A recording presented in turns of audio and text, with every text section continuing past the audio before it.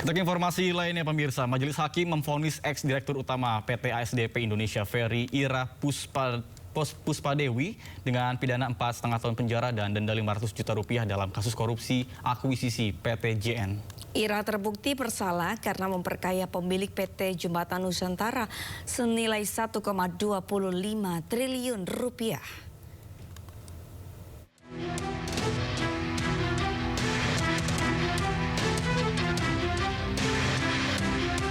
Mantan Direktur Utama PT Angkutan Sungai Danau dan Penyeberangan ASDP Indonesia Ferry, Ira Puspadewi, divonis 4,5 tahun penjara oleh Majelis Hakim Pengadilan Negeri Jakarta Pusat Kamis siang. Selain itu, Ira juga didenda 500 juta rupiah subsidiar 3 bulan kurungan. Vonis ini lebih ringan dari tuntutan Jaksa Penuntut Umum KPK, yakni 8,5 tahun penjara. Menurut Majelis Hakim, Ira terbukti bersalah dalam kasus korupsi terkait proses kerjasama usaha dan akuisisi PT Jembatan Nusantara tahun 2019-2022. Majelis Hakim juga menilai, Ira terbukti memperkaya pemilik PT Jembatan Nusantara AJI senilai 1,25 triliun rupiah.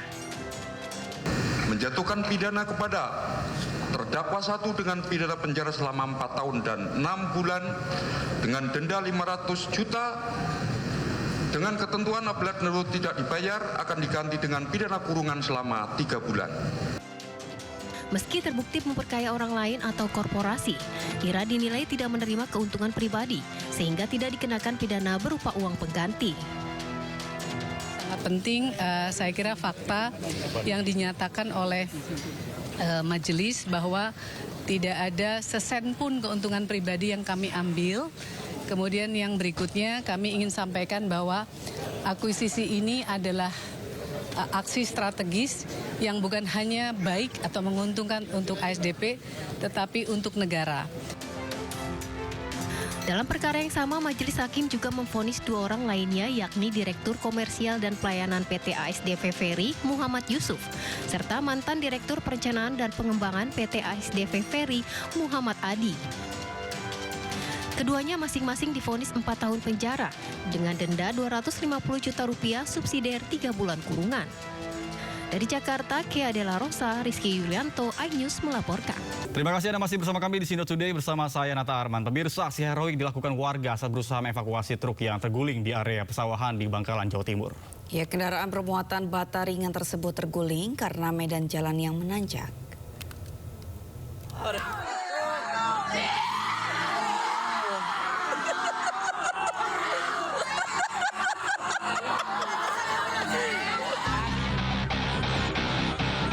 Beginilah aksi spontan yang dilakukan warga Lembung, Kabupaten Bangkalan saat berusaha mengevakuasi sebuah truk yang terguling di area persawahan.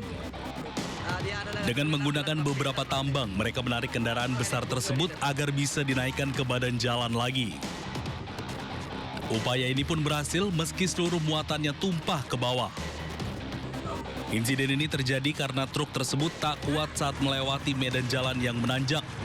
Truk pun berjalan mundur lalu terguling keluar badan jalan.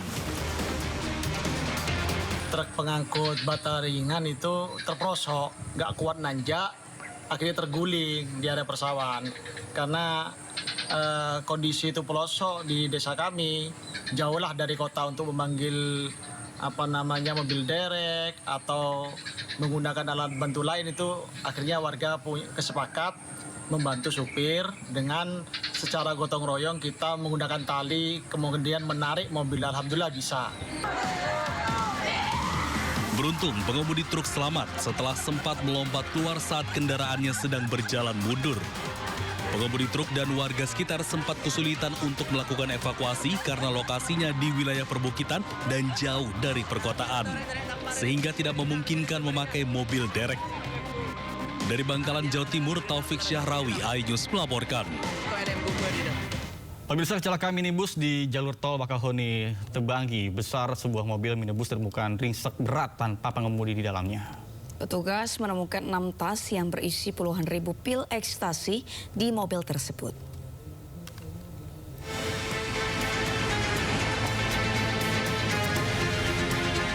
Petugas menemukan sebuah mobil mengalami kecelakaan di jalur tol Bakauheni Tebanggi Besar, Bandar Lampung dalam kondisi ringsek berat. Namun dalam kecelakaan ini, polisi tidak menemukan pengemudi di sekitar lokasi. Saat pemeriksaan, polisi temukan satu buah tas berisi ribuan butir pil ekstasi dan alat hisap sabu.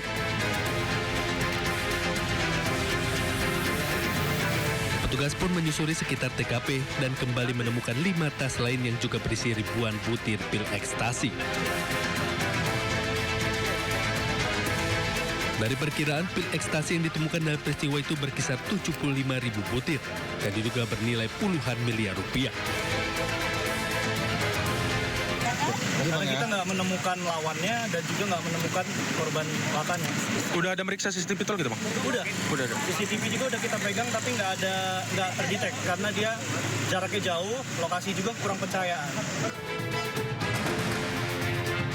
Seluruh barang temuan ini langsung diserahkan kepada Direktorat Reserse Narkoba Polda Lampung untuk penyelidikan lanjut, termasuk melacak pengemudi mobil yang diduga kabur setelah kecelakaan. Dari Bandar Lampung, Andreas Avandi, iNews melaporkan. Pemirsa, 3 pelajar SMA tewas seketika terlindas truk di Jalan Lintas Sumatera, Solok, Sumatera Barat. Motor yang dikendarai ketiga korban hilang kendali hingga jatuh ke arah berlawanan dan ditabrak truk.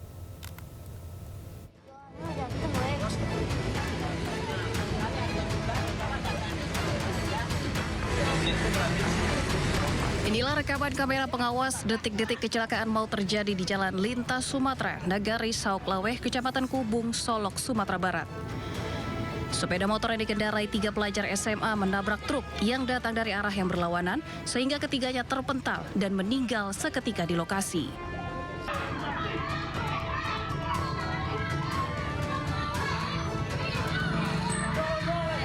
Tolong ya Allah, tolong. Kejadian ini membuat panik warga sekitar yang langsung mengevakuasi ketiga korban yang kondisinya mengenaskan. Hujan gerimis dan jalan menikung yang licin diduga menyebabkan sepeda motor yang dikendarai tergelincir yang membuat korban terjatuh ke arah berlawanan. Dan di saat bersamaan, truk yang melintas terlambat menghindar dan menabrak korban. Telah terjadi kecelakaan lalu lintas di sepanjang jalan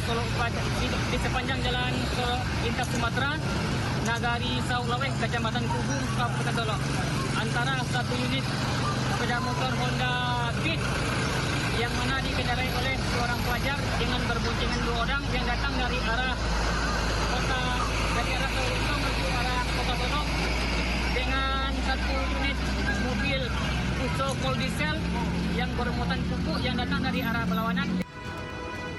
Kecelakaan maut ini dalam penanganan unit Gakum Satlantas Polres Solok. Polisi menghimbau para pengendara khususnya remaja untuk selalu memperhatikan keselamatan saat berkendara di cuaca buruk. Dari Solok, Sumatera Barat, Budi Sunandar, iNews melaporkan.